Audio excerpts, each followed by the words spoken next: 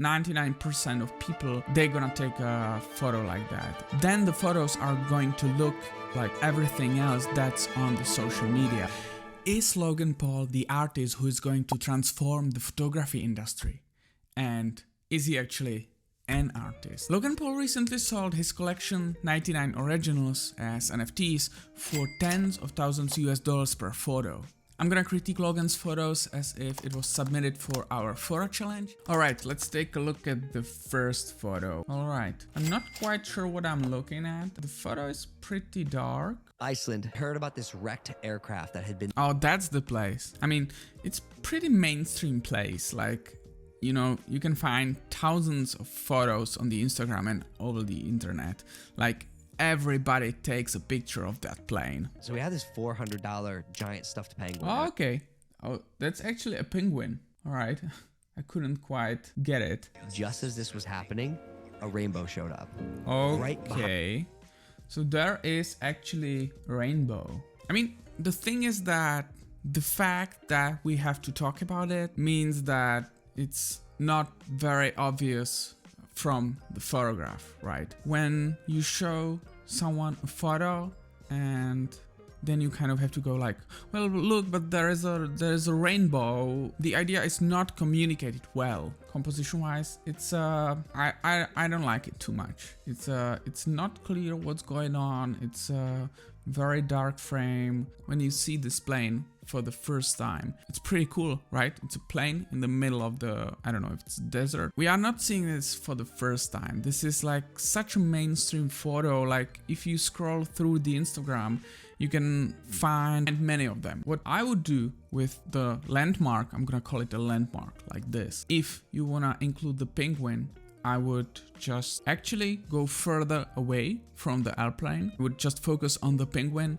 having the plane in the background, just to have it as a point of reference to the place. And this is actually the way I think people should approach shooting sites and you know, famous landmarks, because like everyone can take a photo of a Eiffel Tower or like a Big Ben or whatever, but then the photos are going to look like everything else that's on the social media. So what you're aiming for is some kind of moment, which I think they might be onto something with the rainbow, with the penguin, but I would really love to see the penguin being really close to the camera and then having the airplane in the foreground just to say, hey, this is Iceland, this is that place, and you know, there's penguin. And that's actually pretty unusual.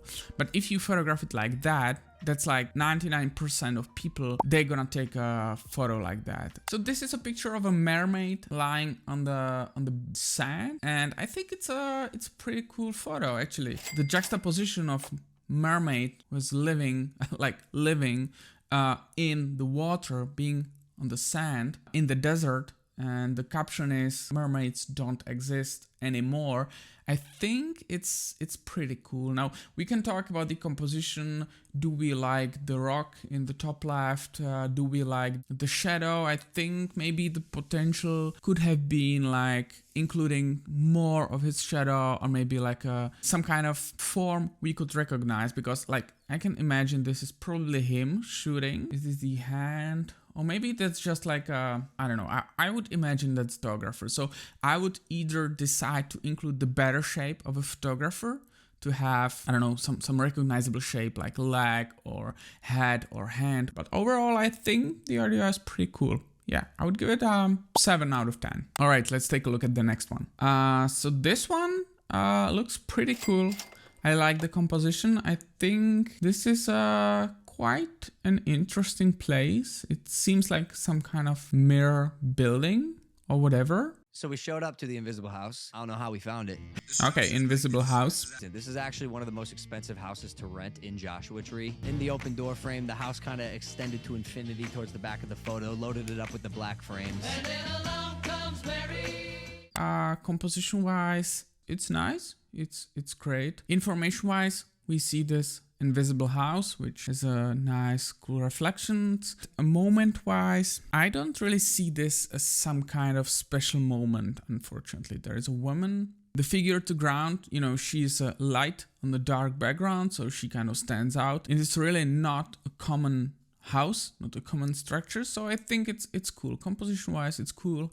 You know, the moment, nothing really special, but overall, nice photo. Moving on to the next one. All right, this is pretty cool. I think the best I have seen so far, and I think when going through all 99 photos, this is probably the one I like the most. It has this pretty cool vibe. Is this a reflection? This is my favorite photo in the entire collection.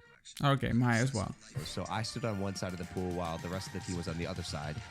And so these photos took a while because after each one, you'd have to check to see if the settings were right, if it was centered. All right, so that's how they did it. This is like so difficult to get. And then I can't imagine how many frames they had to try to get this. And the pose of the woman. You know, sometimes images, even though this is, you know, information-wise, we see a woman and it's kind of mysterious. We don't really know what's going on. And then the moment, like, what kind of moment is it? The image we saw with the mermaid, it was some kind of moment. It brought some kind of emotions, and like I felt, you know, something from that. But some photos can just be straight carried by the design, and I think this is the example of the photo that the design can carry the photo all the way, and I think it's perfect. So yeah, 10 out of 10 for me. Let's take a look at the next one. This one, okay, with Mr. Beast. There is an interview with Cartier-Bresson, and they show him a photo of Dalai Lama he took, and they want him to critique that photo. And he says something like, I don't like the photo, but it's him. I mean, the idea is that he took the photo and he kept it because it was, you know, Dalai Lama, right? But then he felt like the photo wasn't perfect, but you know, it was him. And I kind of feel it's this. When I see a photo like this, I don't really like it composition wise. I think I would like to see him a little bit higher in the frame. I don't know why the person is being cut off. I would rather see him in or out of the frame. Like, what's the first sip? So I'm gonna assume this is the energy drink Logan Paul is selling, and he's giving Mr. Beast the first sip. I remember my knees were shaking when I took the first picture of Jimmy. After all, I've gotten my first Polaroid camera just hours earlier, and my magnum opus was about to begin its execution. I had to think of a moment on the spot because we managed to convince him to go out with us. All right, so I can imagine this being a moment like that. If I knew nothing about this, about the story, I would say this is just a snap. You know, I would love to see some kind of emotion, maybe taken a few seconds after he takes the sip, like, does he like it or not, or whatever. And, you know, composition wise, this is nothing really superb. So as a standalone photo, I think it needs a little bit more work. This one is a little bit different, I think, because there is some kind of moment, right? So this is Jake Paul beats Tyron Woodley in Cleveland. So composition wise, I really like the pose of Jake. I think you can't really get better pose of a striker with the gloves like that. But other than that, I think the referee kind of interferes with Tyler. I would love to see him a little bit more in the middle.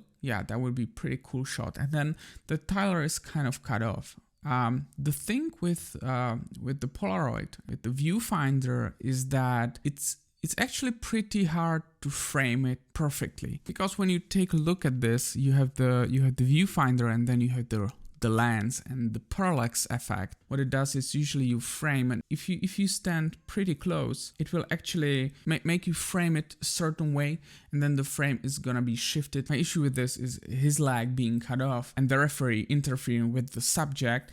And also it's difficult, you know, because Jake is quite a light subject against dark background. He pops against the dark background.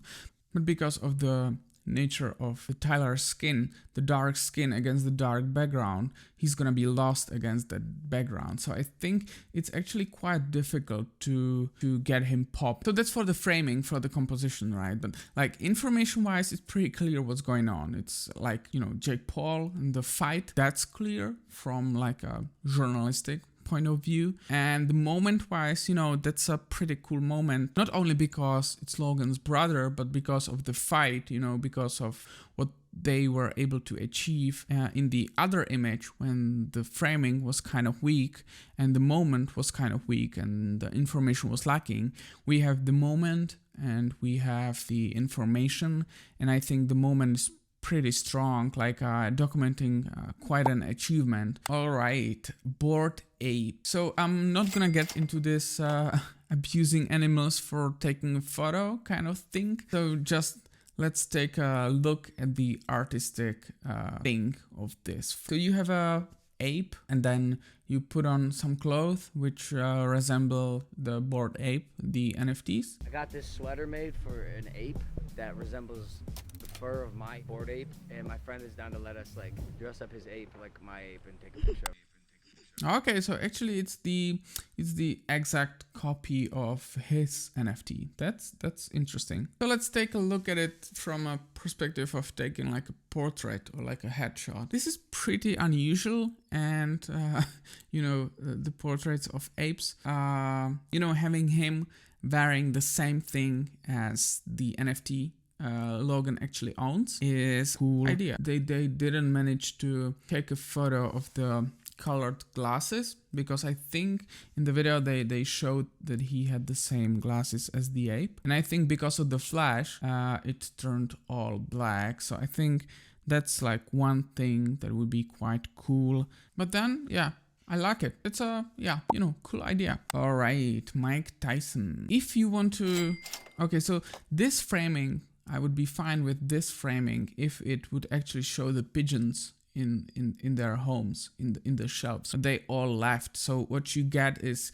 you getting almost like half of the frame where nothing is really happening. Like, why do you include that? So I would rather tilt the camera more to the right and stand more to the left to include more of Mike Tyson and the pigeons, right? Again, if the shelves were full of the pigeons, their homes were full of the pigeons, that would be a different story. I think this is not a well-framed photo. But then, you know, as we speak of Mike Tyson, you know, catching his from the right side with his tattoo, with his iconic tattoo. That's like a great idea. You probably want to shoot him from this side. But I would either go closer, a little bit closer to get like to fill the frame with his face and, you know, with the emotion he has, or step a little bit further to include more of the pigeons. Again, one of the example of this is him rather than this is a wonderful photo with an interesting subject. You know, one of the things is that having an interesting subject doesn't really make the photo interesting, if that makes sense. It's not like an auto win to have Mike Tyson in the photo. It actually has to be decent to be a decent photo. Just like that is a snap of a Mike, and that might be fine, but just from an artistic perspective, you know, yeah, needs a little bit more work. All right, I really like this photo, and this is one of the few examples when it is a photo of an item. You know, I like it not only because my personal connection to the Pokemon, because I'm actually a national champion for the card game. You have that subject which is, you know, standing still, which is basically not moving. What you do is you tilt the horizon, the bottom line, and I kind of don't like that. Tilted horizon or tilted lines, they have its purpose, and basically what they communicate is that the moment, it was such a fleeting moment that the photographer didn't really have time to frame the subject to position themselves. But this card is probably sitting on his shelf, right? So there is no excuse why he didn't stand 90 degrees against the photo and didn't frame it like that. I would stand in the 90 degree to the card, to the shelf, and then take the shot with the shelf being parallel to the bottom of the frame. So just a little bit of like thinking before taking the photo, and I don't know, 4 out of 10. I mean, like, it's a cool, it represents such an achievement, but like there is no excuse not to take a properly composed photo when the item is not moving and when you basically can take infinity number of photos. All right, another line painting. This one is number 64. That's pretty cool. And then it's Rainbow Road, resembling the Mario Kart track with line painting. And I can imagine this probably took so many attempts, but you know, that's pretty cool. Something what I might be aiming for is just getting a little better silhouettes. I would probably pick the papers or something they used for the silhouettes to be a little more recognizable. Now, this makes me think about the negative space above about the photos. You know, it would be cool if you could have some stars or something like that. If they would wanted to be like really creative, what they could have done would be they would have wires in between those palm trees or whatever it is, and they would just put the lights, you know, randomly with the wires to create something like a stars or something like that. So then it would fill the negative space, which, you know, this photo would kind of work horizontally. If you cut it in half, you would lose no information, no emotion, no moment, no nothing. You know, that's basically, there's no reason why the negative space is there.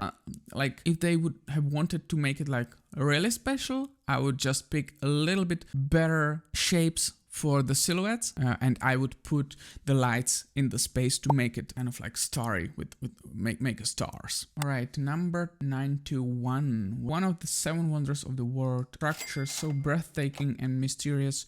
John and Sarah from Arkansas take the most basic Instagram picture that's ever existed. The girl runs forward into the distance holding her boyfriend hand as the camera snaps from his POV. Okay, so that's pretty cool. And I mean, that's what I was talking about with the, I believe it was first picture, just to frame this landmark and take a photo. There are gonna be millions of photos on social media. You taking pictures like everyone is taking. When you stand at the landmark like this and you kind of think, what can I do to make things differently? Kind of like when you see this Martin Parr photo of the pizza tower in Italy, everybody takes the same picture. And what he did was he took a picture of people taking that picture, kind of, you know, immortalizing this phenomenon of people doing this in front of this famous landmark, and then that's hilarious.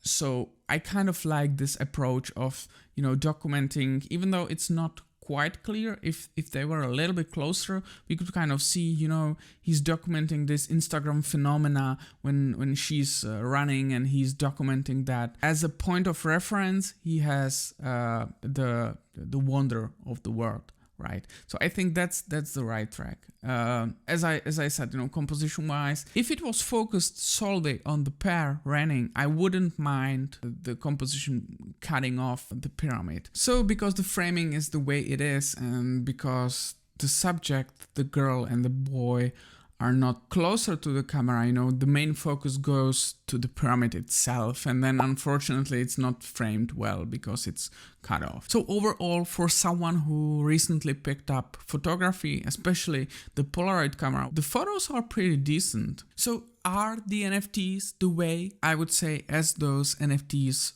are rather tied to the Logan himself than the art he provides. I think it's a pretty cool idea. It has some meaning for him. From the artistic side, I think it needs a little bit more work, but overall, I think it's a pretty cool project. One of the best NFTs project I have seen so far. You know, in this era of millions of NFTs looking like bored apes or characters with, I don't know, penises. I think it's quite original. So the overall project is unique and I quite like it. Are the pictures worth tens of thousands US dollars if this wasn't Logan Paul? No. Are they worth like those NFTs? You know, are they gonna go up in value or not? I wouldn't say so based on the artistic part of the pictures. But what's really cool and what's where I think the value for the photographers is gonna be in the future with NFTs are actually the perks that Logan is going to offer with the photos. Like, you can choose the color of Logan Paul's robe and shorts for his next fight and walk Logan out to his next fight. What I think can be the future of the NFTs would be like, imagine you buy an NFT of some famous photographer whose work you really like, and then the NFT guarantees you to, I don't know, once per year show the photographer your portfolio and ask him his opinion, and that can be a great value for that. Until then, if you want to get an opinion about your photography, you can just submit it to our photography challenge, and on Tuesday I will review the photos you submitted. The NFTs are interesting if you are actually an established figure, if you are actually established artist in the industry. I don't think it's worth making your photo as an NFT, because I think that for this NFT world, there are sadly gonna be more important things than the art itself. So thank you for watching, and I will see you in the next video.